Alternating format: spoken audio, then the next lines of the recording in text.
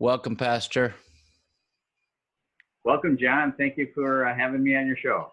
Man, thank you for taking the time. I know you got a lot of stuff going on, and some of the people I talk to, it's like I thought my life would slow down with the pandemic, and that I'd had all this time, but it's like I feel like I'm busier than ever right now. That's true. It is true for me too. Because there's so many people on social media, and it's one of my main vehicles of communicating with all the people I do around the world. I find myself communicating probably 4 to 6 hours a day on social media, which is more than I ever did. Yeah. So, Tim, tell everybody about yourself. Like, what do you do? Well, I had a career in the airlines for 14 years. While I was in the airlines, that really wasn't my goal and destiny. My goal was to get educated and go in the ministry. And so I was in the ministry for 33 years. And I just retired 2 years ago. And I was 65 years old. And one of the reasons I wanted to retire is because I've been writing a blog. It's a Bible devotional I write 3 times a week. And I've been doing that for 20 years. And it just started out small. Actually, I just started out journaling, and people started to read it, and it just started to grow, which was really amazing to me. And it grew and it grew and it grew. And finally, 20 years later, it's been now read in 220 countries or territories around the world. And so it's just gone gangbusters. And between that and Twitter, which they work hand in hand together, I generally reach about 3 to 8 million people a day. So it's been just a great outreach, and but it keeps me very, very busy. And so that's kind of what I'm doing now. Yeah, Twitter is an amazing platform. The way God's obviously connected us, but so many people, it seems like a platform unlike a lot of others in the sense that you can connect with people that you may not ordinarily get to connect with. It's really, really true. When I first got on Twitter, my son-in-law encouraged me to get on Twitter. I was just writing my blog at that time, and he encouraged me to get on Twitter. And it took me a year to really figure it out. I didn't know what to tweet, what people are interested in, everything. And then the Lord reminded me of something. I got saved at the age of 24 years old, gave my life to the Lord. And I started reading the Bible for the first time in my life. I grew up in the church, and I had never read a Bible before. Started reading the Bible at the age of 24, and it just consumed my life. I mean, it was all I could think about. I just couldn't get enough. I was so hungry to learn the Word. And that's when I eventually, went to school, Bible school. And but anyway, so one day when I'm on Twitter, I had this thought. I thought, I never read the Bible until I was 24 years old. I know there's a bazillion people out there that have never read the Bible before. They don't even know what Scripture looks like. They don't even really know what God says. They don't know the great things God says. They really don't know about God. So I started tweeting, some Scripture with a little note about God or something, and then I would include a link to it that linked them back to my website, and then they could read that devotional. And anyway, that just took everything to a whole nother level. And so now I have about 205,000 followers on Twitter. And so by the time they retweet I have a very high retweet ratio. And so when they retweet what I write, it goes to all of their followers. And that's how it, virally reaches millions. It's pretty incredible. It really is. Yeah, it's a platform that, man, it's amazing how powerful it is. Now, before we get into your story as a father, the fascinating thing that we were talking about earlier, and it really is so awesome in my opinion. You are an inventor. Tell people what you invented. Okay. When my kids were at the age of newborn, I have 4 children, a daughter and 3 sons. And when my children were at the age of newborn, 2, 4, and 6 years old, every Sunday after church, we would go to this local pancake house. And because the kids loved the pancakes there, and it was kind of our big treat of the week. And so we would go over there every single week. And we literally went there from the time we had just our first baby to now we have 4 of them. We're going there every week. And they all knew us by name and recognized us. And anyway, so I always had a baby in diapers through all those years. And without fail, every time I was in that restaurant, John, the one in the baby would blow out that diaper. And so, you know, when a baby was back in that time, there was no commercial infant changing tables. And so you either had the option to change that diaper at your booth, which grossed people out, or you would go into the bathroom, and the bathrooms were really quite small and had no tabletops whatsoever. So you had to change them on the floor. It was dirty.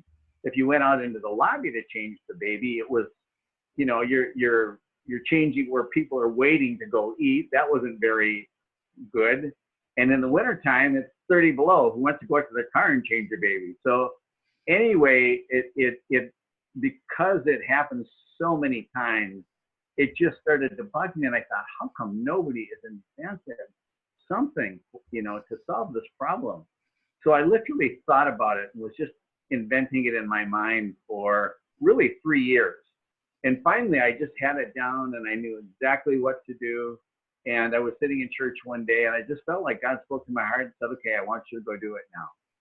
So I met with an attorney and I went through all the patent searches and did all the things. And I found a guy that could help me design it. And so then I did all the legal things to do to protect myself from a patent. And then anyway, so I finally got it developed, and then I had to go out and convince the world that they needed it. And the first place I went was this chain of pancake houses, because that's where we were every Sunday. And actually, they were the only ones that never put it in until literally the rest of the world had it. And I kept meeting with all of the chain heads, explaining it and showing it. And it wasn't that they didn't think it was a good idea; they were afraid that a baby would fall off. And so they were very it was the fold down table that you see everywhere now.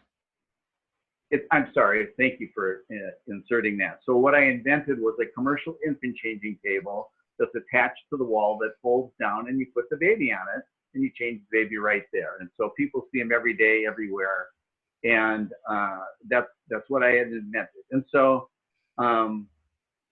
they loved the idea. They were afraid that a baby would fall off, and nobody wanted to be the first to do it. And I had a friend at McDonald's, in the McDonald's Corporation, who was pretty high up, and I met with him in one of his restaurants, and I said, hey, let me tell you and show you what I've created. So I showed it to him, and I just said, he goes, we interview 100,000 people a year. Nobody's ever asked for anything like that. And I said, well, nobody's ever asked for it because nobody's ever seen it.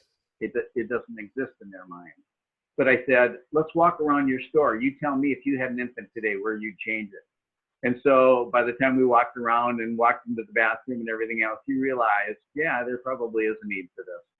So anyway, he agreed to put it in a test market in a couple of McDonald's. And then a year later, they signed off on it, and they let us start selling it to McDonald's. And so pretty soon McDonald's was buying it. There were a lot of states were buying them for their rest stops. The airports were starting to buy them. Sears put one in every one of their bathrooms throughout the United States. And so it really, really took off. And that was I started building it, designing it, and working on the patent in 1985. I got the patent in 1988. And now about 1991 is when they really started taking off. And about that time, I had just landed my first job as a pastor in a church. So I sold the company in 1991, wound it down in 1992. But then just had the joy of watching them be installed everywhere. And then, of course, competition came along, and there was other varieties of infant changing tables, but we were the first ones. That is so cool, man. I love that story. Now, you Yeah. were one of 10 kids. Tell me that story. Yeah, I was one of 10 children. My dad, I was number five, 7 boys and 3 girls, and I was number five in the family. My dad was a sheriff, and the story goes that he told us he was chasing literally a burglar one night, and the burglar shot back at him and hit him in the leg, and they couldn't get the bullet out of his leg. It didn't hurt anything, but it was stuck in the muscle. But anyway, my mom and dad had a few kids at that point. My mom said, "Okay, that's it. Go find another job because I'm not raising all these kids without you around." So a friend of his gave him a job selling cars, and my dad was just he was a big man. He was about 6'2". He good looking man, very great personality, and he just became a really really good salesman. And he became such a good salesman. He became one of the he finally became a Lincoln Continental specialist, and all he sold was Lincoln. And so he became one of the top salesmen for Ford in the whole United States. And he was just and so he did well, made a good income. He worked hard. My dad worked 6 days a week, and every other day he would get off at 5 o'clock, and then every other day he'd work all the way from morning till 9 o'clock. So 6 days a week. So he worked his tail off to support 10 kids. But every spare minute he spent with us. He was just really, really a terrific father. So I was right in the middle of the mob. I was either the baby of the first five or I was the oldest of the second five. And but we had a great family, and we had an amazing mom and dad. And I watched your video, fantastic video, moving video. So sorry about the loss of your father and all that you went through. And when you and I started talking, I thought, oh my gosh, my story is so opposite of John's. I'm the right guy for the show tonight. And but as you said, people need to hear a good side of it. And my dad was just a really, really good man. My mom was an amazing person. They loved each other all their life, and they did all the right things. They had a great marriage and raised us all, and we are a close-knit, loving family to this day. That is awesome. Just the legacy of the closeness of family. Because, man, a family that big, you can start going your separate ways, and before you know it, man, you're just kind of doing your own thing and not staying close. And so for him to instill the value of that in you, what did he teach you about being a father? Is that part of it, or what else did he teach you? When you and I first met and we were communicating back and forth, and I started thinking about, how did my dad mentor me? I think you mentioned that in our conversation. And I was a little bit stuck there. I know how I was mentored by my dad, but to think of him actually purposely trying to mentor me, I got stuck. So I sent a text or an email to all of my siblings, and I said, hey, I got asked this question, and I felt like I got stuck a little bit. And so everybody we were all talking back and forth. We do hilarious chains. We still, to this day, it's crazy, all the kids. And so usually it's a comedy before anybody actually gets serious. But then everybody started saying, well, everybody had this kind of the same thought, which was their generation, they didn't say, I love you so much. They showed how much they loved you, and they wanted to lead by example. And so all my siblings have a tremendous work ethic because my dad had the most amazing work ethic. As a salesman, he did things that nobody else did. He would let people call him at home. If their car was broken, he'd go get somebody and they'd pick it up and bring it in for him. When they bought a new car, they didn't even have to come to the dealership. He'd bring somebody there and they'd do all the paperwork right in their home and drop off the car. My dad had an amazing work ethic. But anyway, we all learned that terrific work ethic. And so, most of my siblings do very, very well because they've all worked, they have that work ethic on the inside of them. And then, of course, just the love that they showed us and the love for God that they had. And, all those things were modeled day in and day out. My mom never complained about anything, and she was just a very gracious person. And my dad had a little bit of a temper. I mean, when you're trying to corral 10 kids, you raise your voice a little bit. But it wasn't threatening or abusive. It was just, sometimes you got to yell from the top floor to the bottom floor. We had a three-story hotel to manage us all in. So anyway, it really wasn't a hotel. It was a big house that had 7 bedrooms. Dude, I can imagine that I only have 3 and there's times I have to raise my voice. You got 10 kids running around the house. Wow. And I say this all the time, that our kids learn to love and serve others by watching us love and serve others. And it sounds like that was your dad. That was my dad. It was my dad and it was my mother. My mom never, it seemed like whenever she cooked a meal, so there was 12 of us with our parents, and it looked like she always cooked for 15 or 16 people, so that if any one of us wanted to have a friend over for dinner, or the local priest or somebody else wanted to come over for dinner, there was always food on the table. They never had to turn anybody down, and so they were very hospitable, and they just taught us so many things like that. So yeah, they led by example. What are maybe 1 or 2 of your sweetest memories growing up with that large of a family? Well, actually, the dinner table was usually hilarious because we had a couple of brothers that were always cracking us all up. There were always certain meals that some of us didn't like, and we were hiding them or trying to get rid of them or talk somebody else into eating it. But there was just always a lot of stories, and there was a lot of laughing around the table. And then, one of the things about my dad was he loved people, and he had very interesting customers, and he just got to know his customers. So he always talked about his customers at the table and told us about his customers and what they did and everything else. So it was kind of like, listening to a little documentary every night about some fascinating person. And eventually we always got to meet those people. And so, there's a company up here called Medtronic. They make the pacemaker and all that.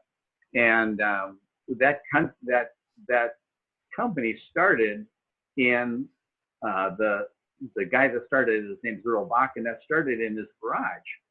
And my dad was selling him cars when he was, when he just had the company coming out of his garage. And I delivered a car to him, so I got to meet him and his kids and everything else. But anyway, that went on to become Medtronics. And so he had so many customers like that. So he just had fascinating stories. But I think his love for people really impacted all of us, because I've noticed that all my siblings just really love people. They're all great people. And I guess our family's a little bit known for being that extrovert of loving people. So that is completely my mom and dad. And my mom, she was the president of every PTA and everything else, even though she had 10 kids, and was cooking nonstop and doing clothes nonstop. She was always still volunteering and serving people. So they were just incredible role models. Not so much by word, just by doing, and for setting the example for us. Now, in what way did he influence you as a husband?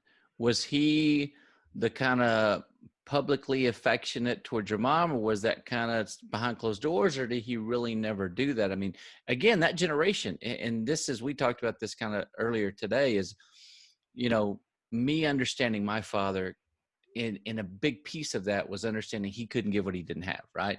So if his dad he grew up with a dad, he didn't know what that looked like to love his wife because he didn't see it modeled. Was it that generation, a lot of them didn't. And like you said, even they struggled to say, I love you and I'm proud of you. I believe in you. All those things that nowadays, I think a lot more fathers do. But what was the story there? Well, so here's the deal. My mom and dad were very disciplined people. So we always went to church every Sunday and everything else. They always made sure we said our prayers at night, you know. And I remember walking into their bedroom one night, and I don't remember why or exactly the age, but I do remember seeing my dad kneeling down by the side of his bed and praying. And that was like a Kodak shot in my mind I never, ever forgot. And I always thought about my dad just on his knees and he prays to God. And so I had that thought so many times over the years. He's not leaning just on himself. He is leaning on God. And I love that about him. And my mom was exactly the same way. And then, tell me the question again. No, how did he influence you as a husband? Oh, okay. So here's the deal. My dad, he was a football player in college. And he was a really handsome man. And he was a big man, good shape, and he was about 6'2", 6'3". And my mom was this cute brunette and very figurey, and she was just really, really cute. And they just absolutely adored each other. They whenever they could spend time together, we got old enough where one of the kids could babysit, and they would always go out on dates, go out with other people. And, when I got older, when I was in my teenage years, I've always remembered I could finally start seeing a woman hit on my dad. And my dad would never let it happen. He would almost just ignore it. I could see what was going on, and, because he was an attractive guy, and I saw a woman coming up to him, and he would just make light of it and, ha ha, and move on. And I just thought, my dad he's so loyal to my mom. I love that about my dad. And my mom was exactly the same way toward him. So I saw the strength of their marriage. I saw that there was a natural division of duties, and, back in our parents' day, it was more like that. But when women started working more, everything kind of got mixed up around a little bit. But they both worked hard, but they never complained, and they just loved each other. And so they always created the time for themselves. They always went out on their dates. Dad would, grandma would come over and watch us. My dad won trips because he was the top salesman. And back then, when they would reward their top salesman with, a 4-day cruise or a 7-day to Hawaii or whatever, and he'd win trips like that. And he'd just take mom away from the 10 kids and just, give her the best 7 days ever. And they were always so refreshed and happy when they came back. And so that was my dad. The only month we all stayed away from was the month of February, because it was the slowest month of car sales every single year. And he hated February, and he was like a grumpy bear in February. But the rest of the year, he was just great. Really a great guy. You know what? And something I think you said is so important for men and dads to understand is that your dad took the time to take your mom on dates. Because that's what me and my wife have been trying to continue to do, even as my kids have grown older. And I remember when they were younger, like they were going, "You're going on a date again?" That type of deal.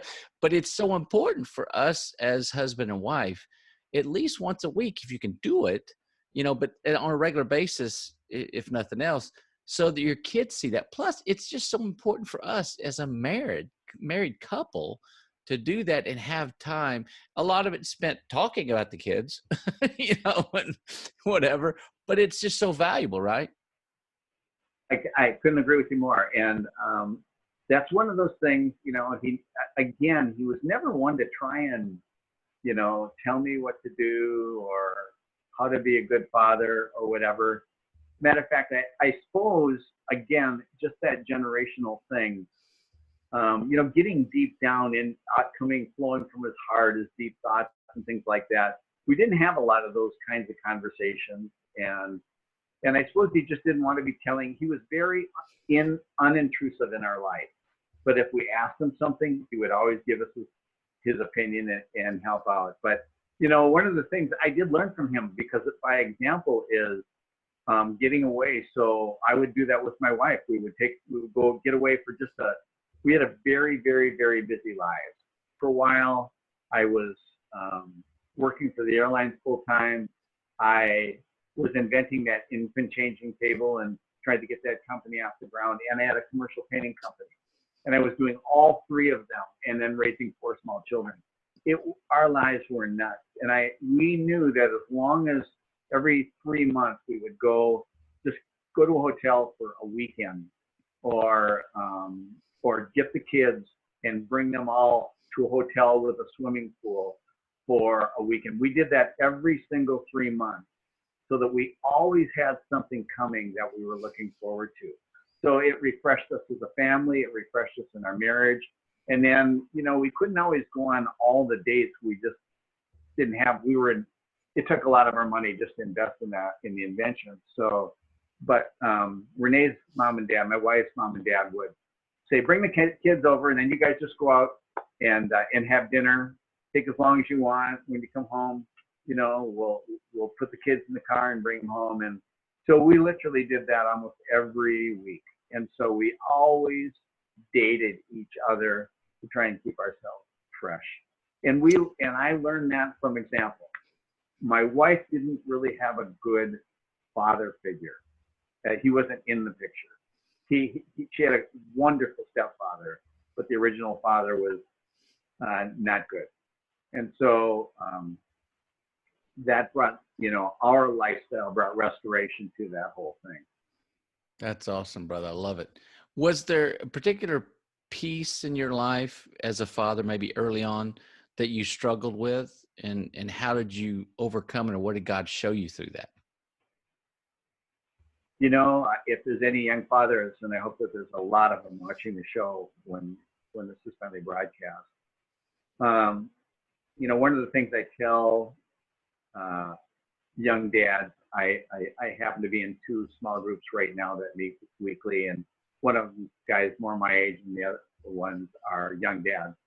And I tell them all the time, yes, we have the Bible, and the Bible is our manual for how to do what we need to do, but it's not quite as easy to figure out. It doesn't say how you handle this situation or that situation. It says seek them for wisdom, get wisdom, and things like that. So I just said, don't wonder if you're going to make mistakes. You're going to make mistakes. And then when you make them, don't beat yourself up. Recover gracefully. If you blew it with your wife, don't hide it. Just say, I'm so sorry, I got it wrong, and hug her and love on her, and just try and learn from them. But you make a lot of mistakes. Maybe you do a lot of things right, but you make a lot of mistakes. And I would say, I had a little bit of a temper when we first got married, and it wasn't good. It made my wife cry, and so then we would have talks about it, and I just really worked on them until I didn't have a temper anymore. It takes time, but I finally, she just said, it's not just about me. She said the kids are going to see it, and then one day they're going to grow up with a temper, and I knew she was right.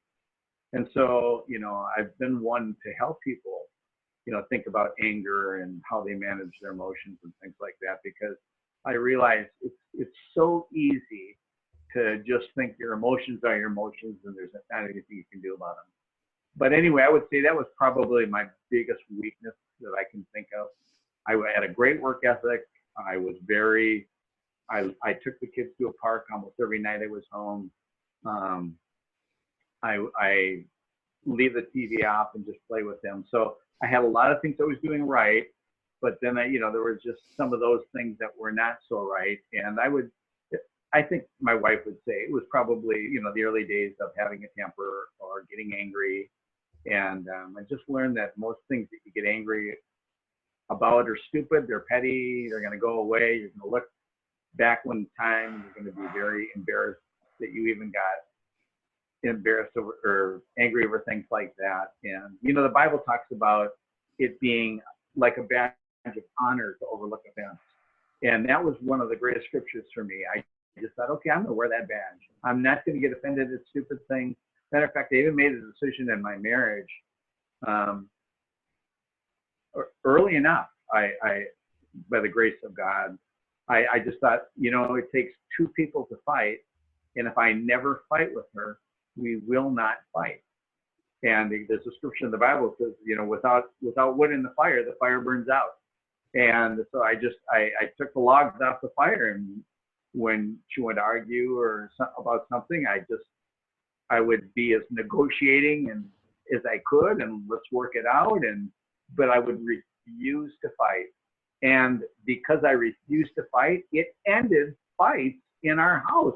It revolutionized our marriage. I mean, you know, most people can't even imagine that. But I've had that attitude. I just refuse to fight. So I'll listen to her. We'll try and talk it through and we'll work it out. But I will not get angry and I will not fight over it. So that was something that was a radical change in my marriage, and it was an awesome change. And it really reflected well. The kids noticed it.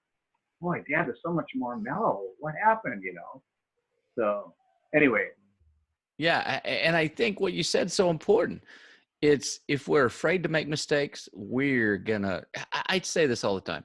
If you're not making mistakes, you're not doing your best to be a dad because you are going to make mistakes. I make mistakes to this day and continue, and I will make mistakes. And it's in that process that I think our kids see that we're real and that we're imperfect, right? And we're going to make mistakes, and it's okay for them to make mistakes.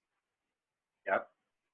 We had a large, small group, probably had about 150 people in it, called Marriage Matters at Church.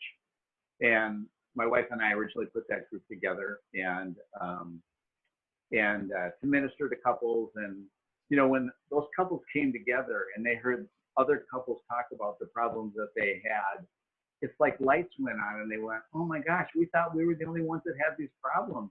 And then they found out everybody has these problems.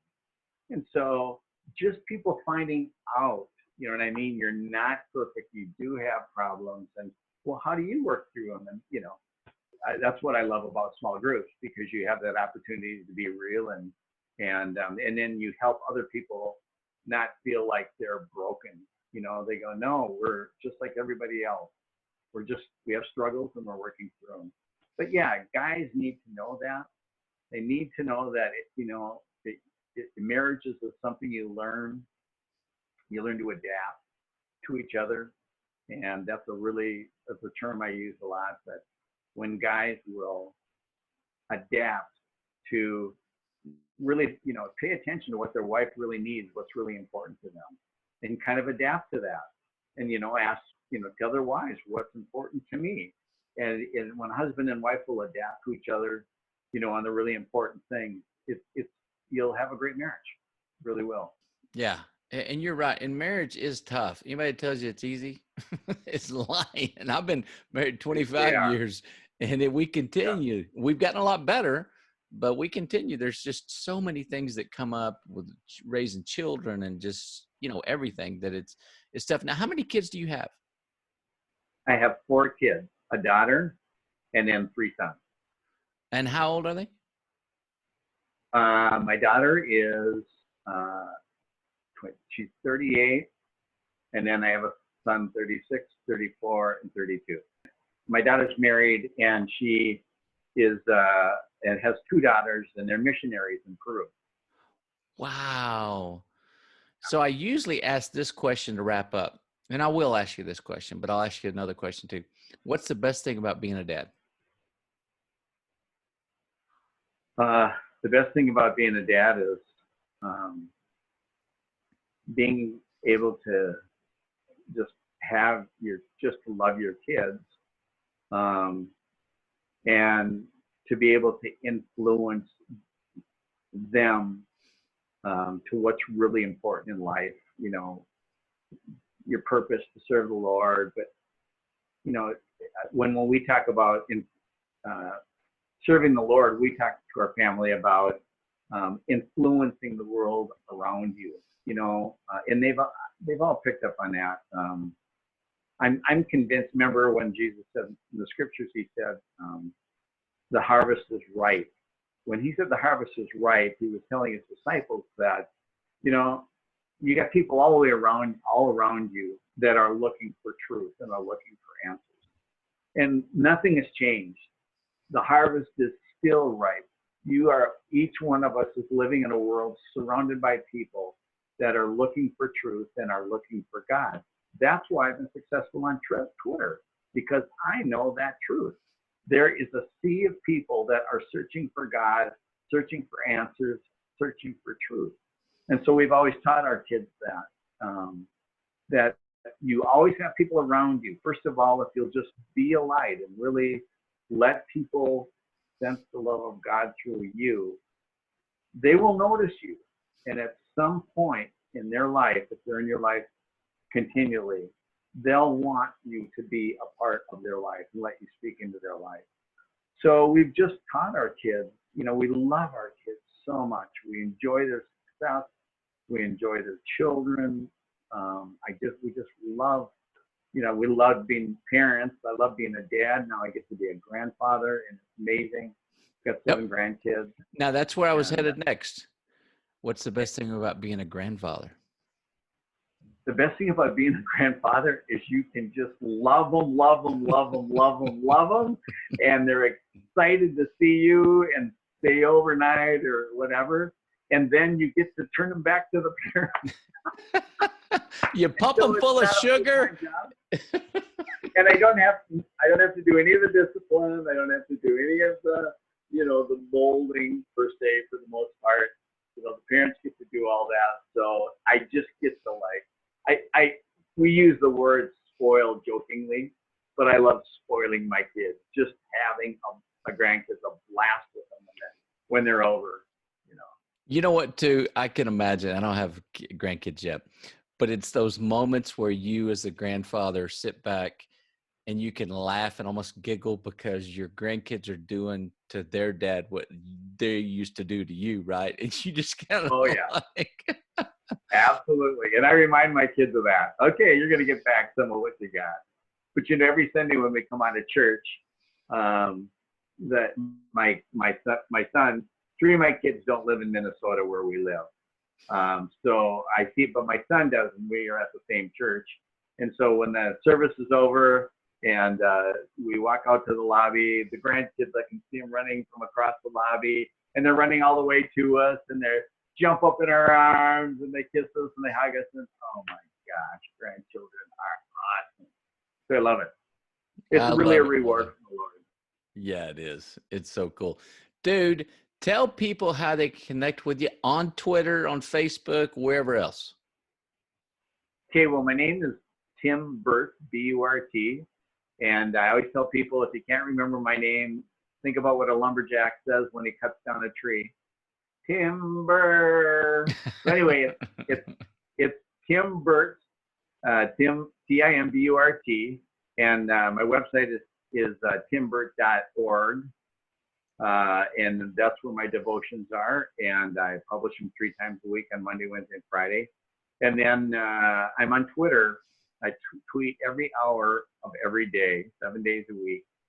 And some of those are scheduled out in advance, but you'll see one on my Twitter page, and that's just at Tim Burt on Twitter. So that's my Twitter name. And so you can see what we do, what we put out there. We also do missionary work, my wife and I.